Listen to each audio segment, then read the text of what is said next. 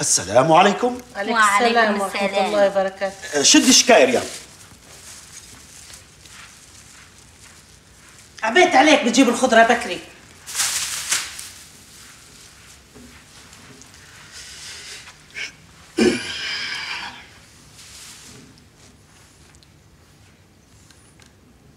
خيرك مكزمة؟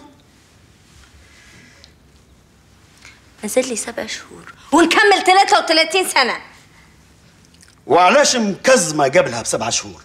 ايه والله عندك الحق تسأل يا عمري. نحن المفروض متجوزين من 9 سنين فاتوا، يعني من لما كان عمري 24 سنة. شوف توا كم فات علي خطتنا بايكي.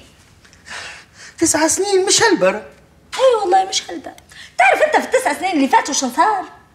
فاتن الحولة بنت خالتي جوزت وعمرها 17 سنة، جابت كتكوت يهبل أحول يقرا توا سنة رابعة. صبرية الذرية ولت سفيرة ليبيا في صربيا. نجاة المقص فتحت 5 خياطات و4 مزينات و3 محلات فيلوات. ليبيا طلعت ملكة جمال بدون جمال. حضرتي عقاب مدرسة عانس ضاربني الساس. تفرج قريب يا سالمة، اصبري شوية. صبرت لعند قريب يسموني صبرية. خلاص أنا قاعد نخطط لخدمة جديدة باش نطلعوا منها فلوس بهيات ونتزوجوا. شبعنا من الكلام هذا، ما رينا شيء. شو رأيك في الخضرة يام؟ الطماطم مضروب، الخيار رامب، البصل ناشف، الباذنجان ضربات الأنيميا. وش رأيك في الخضرة يام؟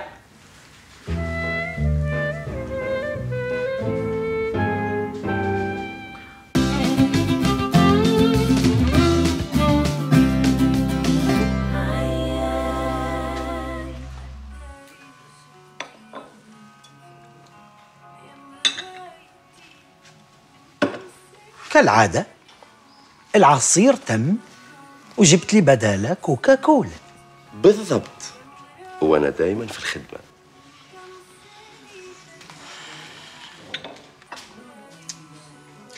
يعني لازم ندور على خدمة في أسرع وقت يا فسفوري.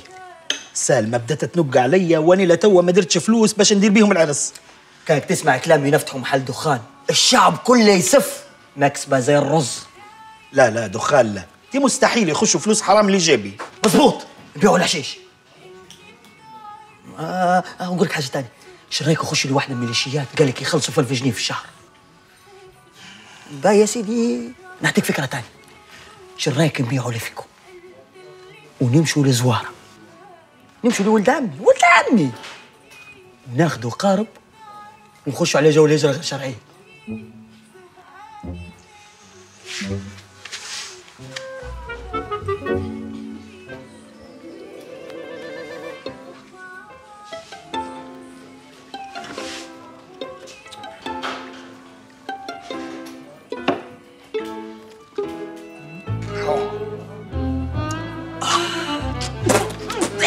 مش عادي، عبقري يا فوسفو، عبقري.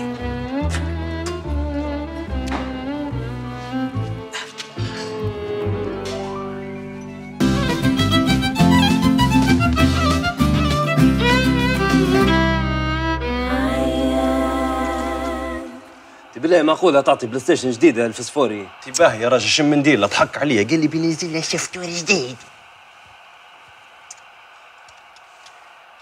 اي شوي تاني بيجي صاحبي. هذا المذيع اللي قلت لي عليه ولا؟ ايه بالضبط. سكر سكر.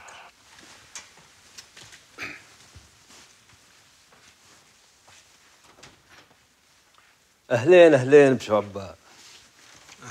تفضل. يا اهلا وسهلا. مرحبا مرحبا. نحب نعرفك بنفسي، أنا المذيع اللميع شعبان المشهور بشعبان شرطات. طبعا هذا صديقي الفرزاتشي. واو فرزاتشي، شكلك كنت عارض أزياء قبل زيني. لا والله ما خدمت الخدمة هذه قبل، لكن قول لي هو أنت كنت عارض أزياء موديل؟ اوف كورس يا أنا اللي قدامك هذا أكبر عارض أزياء في شمال أفريقيا ويقطرون. أنسنا يا شعبا. الله يأنسك. تحب نوريكم صوري في العروض متاعي؟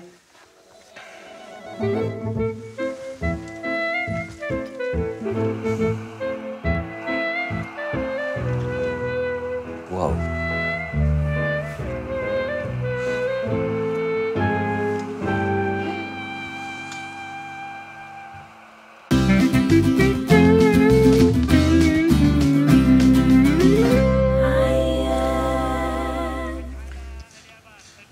وجلس عياد ليتابع المباراة وفي يده الصينية المليئة بقطع السبول، ولكنه كالعادة اختار قطعة السبول المحروقة الوحيدة في الصينية ليأكلها.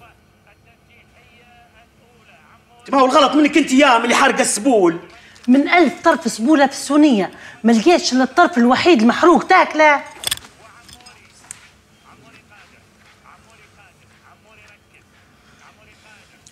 عياد المغفل صدق كلام امه، وهو لا يدري ان هناك قطعتين محروقتين من السبول وليست قطعة واحدة. مرحب انست. الله ياسك. كالعادة ما تجيش الا لما تبي تشمت فيا. عيب عليك يا ولدي عيب، انا تهمني مصلحتك. باهي شوف لي خدمة مليحة. هو انت قاعد تدور في خدمة؟ لا يا راجل، هذا وين سمعت غير ندير في الجو. به ما دام تهمك مصلحتي شوف لي خدمة مليحة. خدمة مليحة. شو رايك تخدم مذيع؟ وهذا شكل مذيع يا ابوي. خيرك شو ناقصك ما شاء الله عليك؟ عندك لسان ولا؟ ممتاز، خلاص اهم حاجة في المذيع توا لسانه. ما هو يبوا مواصفات شكلية. لا مش لازم، هذاك يا زمان. توا المذيع سمين وقرع وحول مش مهم، المهم لسانه يكون قطع.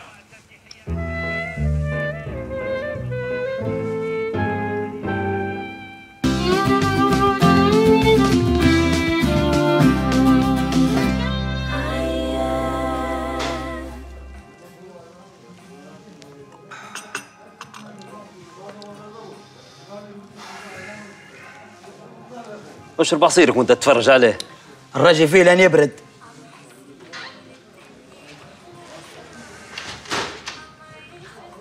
السلام عليكم.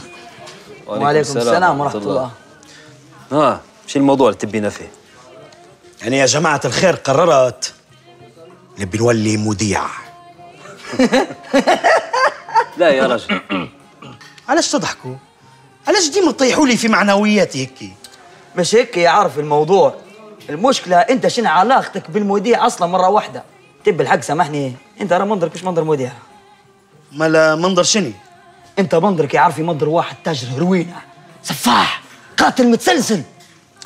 شوف الموضوع مش صعب، العالم تغير توا، ومعاش مهم المذيع يكون شكله كويس، المهم يكون لسانه قاطع. انت شكلك تعكس مع ابوي. الله يرحمه ويوسع عليه. الله يرحمه. انت ناقصك شويه تدريب بس وتولي مذيع كده. باهي من اللي حيدربني؟ اللي حيدربك عندي في الحوش. هي نقطه. هي.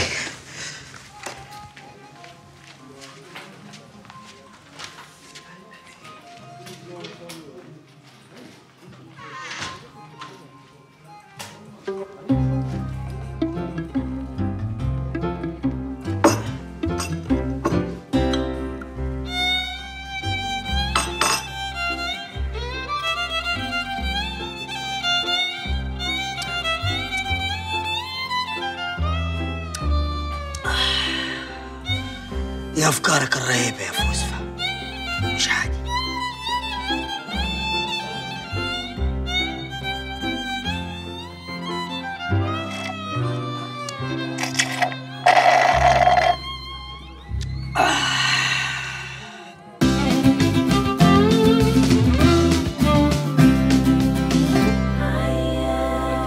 القناة هذه يعني نمشي فيها بصبع واحد، يعني لا يمكن ولا يمكن، ونزيد نأكد لك للمرة الثالثة لا يمكن ولا يمكن للمرة الرابعة إن أي واحد يقدر يتحكم في أفكاري وقراراتي، لأني نكتب في الحلقات ونخرج فيها ونمثل في المقاطع التمثيلية اللي فيها. يعني ببساطة أنا ممثل فنان عبقري ومدهش. وفي أحد الأيام كنت أتجول قرب مطعم أهلي وشاهدت بعض أعمال. السلام عليكم. السلام عليكم. شعبان، نعرفك بولد عمي عياد. لم أكن قد سمعت بهذه الكلمة من قبل. أنا المذيع المشهور شعبان، الحاصل على جائزة الشرط الذهبي من مهرجان أتينا للملابس الصيفية. وما ربحتش أي جوائز في الأعلام؟ للأسف أعداء النجاح ديما يتقولصوا علي. تفضلوا استريحوا تفضلوا. وساعات في مواجهة الحائط. وفي أحد الأيام شاهدت عبر التلفاز طبعا ولد عمي عياد عنده طموح يولي مذيع، ونبو من حضرتك تعطيه دورة تدريبية. كويس. عياد أنت شنو تشتغل؟ عندي إيفيكو نشتغل عليها. إيفيكو؟ يعني أنت خريج إيفيكوات مش خريج إعلام. لا، على أساس أنت خريج إعلام، أنت ماك خريج شرطات. اوكي كويس. أنا بنعطيك يا عياد دورة تدريبية تخليك تولي مذيع محترف. وقداش بيعطوني في الشهر كاني وليت مذيع؟ 3000 وركب فوق. وفي يوم من الأيام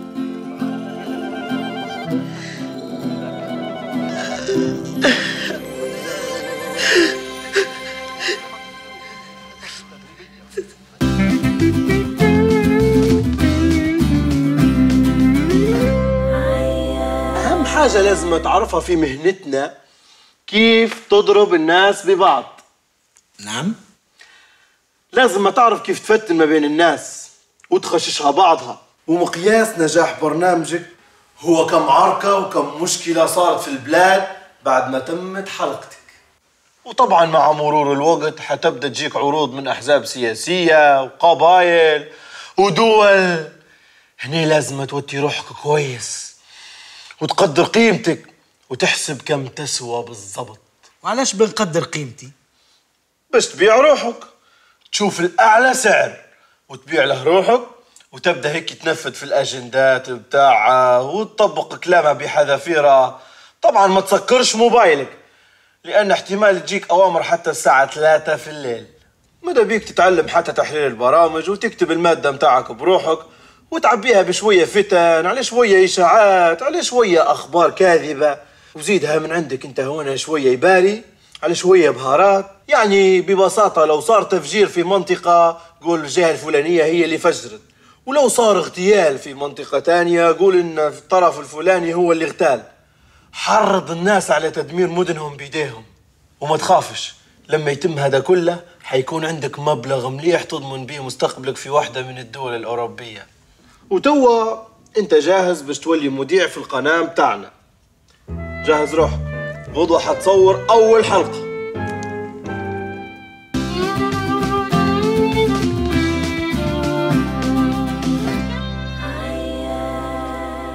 بليز غير القناة شوية قربت. والله بكل يا عياد يشانك حالة، خليتني مع كم شكاتكيت. الله غالب اللي تحصل فيه دبر له.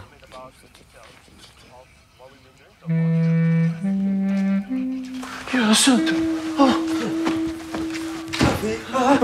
ما تخافش. شو صاير لك ها؟ شنو يمسم وانا مدير فيك حالة؟ انت هذا شكلك كريستيانو مبومشة. شوي. ما تخافش وليد. لمن دار فيك هيك؟ انا تميت الحلقه من هنا وطلعت من الاستوديو، ركبت السياره، قلت خلينا ندرس على المحل نشي شويه حاجات للحوش. لقيت جماعه معكسين قدام المحل، سالوني قالوا لي انت اللي كنت قبل شويه تقدم في برنامج في قناه الحاسمه. قلت لهم ايه انا. عينك ما تشوف الا الضي، فكوات من كل تركينه، فك ويجيك في بطنك، تشد بطنك يجيك في وجهك. باين على طريحه ماكنه يا عرفي. الحمد لله على سلامتك. مالا وين شعبان الشرطوات؟ هرب قام صكوه وعطاه الاردن. في ليبيا كلها تدور فيه من الاشاعات مطلعها. صار هرب وعلى قد فهني.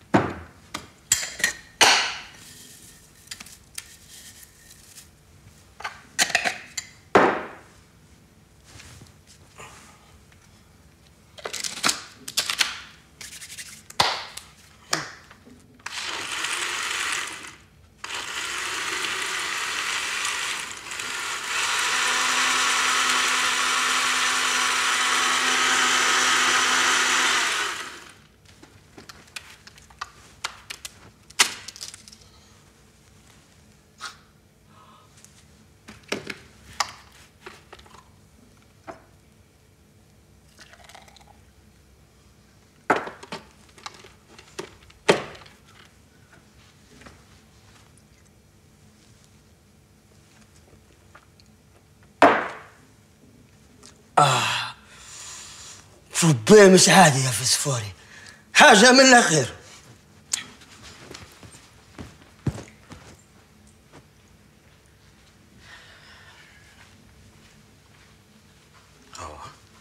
شكله في ربي مش عادي.